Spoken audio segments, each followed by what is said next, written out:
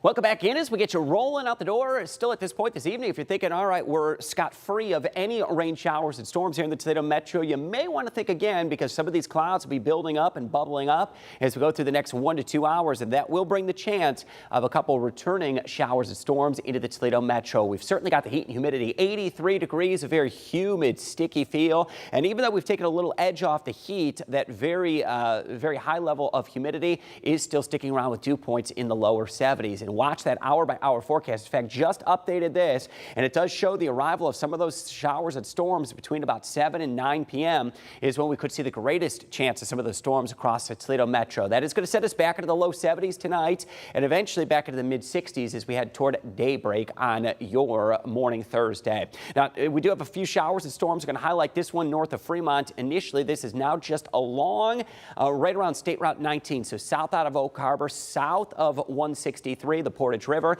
and now crossing over State Route 53 to the west end of Port Clinton. Here in the Toledo Metro, it is some sunshine that's making its way through, but just off to the west, here's an example of one of those thunder showers. Couple fresh lightning strikes. In fact, I'm going to count about 4 of them right between Delta and Wauseon. That is south of Route 20, just east of 108, where we have that cluster of heavy rain and rumbles of thunder. Pretty close to the lower 80s and still high levels of humidity around. And yesterday, we did reach another 90-degree day. Fell short of it today, but our count at 11 for the season, and 23 90-degree days is what we had last year. We typically average about 19, but boy, we came oh so close. A high of 89 degrees. Get this, 11 times this year.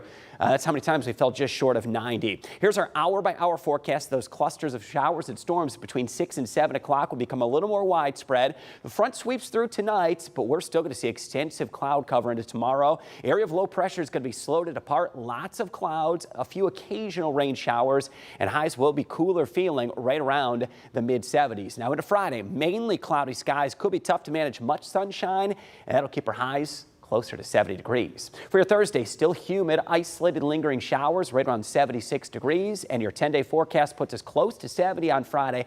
I'm going to call it a chilly, cooler feeling day with mainly cloudy skies. More sun into Saturday. Sunday rolls around, and we have highs that will roll into the mid-70s, mid to upper 70s on Monday, and another front as we get into Tuesday and Wednesday will bring back the chance of a few showers late Tuesday and into Wednesday and usher in some cooler air that's going to take us back into the upper 60s as we get into Wednesday and Thursday of next week. Really a crisp fall feel. Question is, will that continue as we go into the month of September? We've got some team coverage on this one. Let's send it over to meteorologist John Birchfield. And John, when we're talking 60s this time of the year, not totally out of the ordinary, but that is cooler than average. Yeah, Chris, and that's a trend we're picking up on. It's likely to last through the middle of the month as we head towards mid-September. Even beyond that 10-day forecast, we're going to see temperatures that do a 180 from that early September heat towards a cooler setting in the middle of the month. That blue color on the weather map shows you temperatures turning below normal.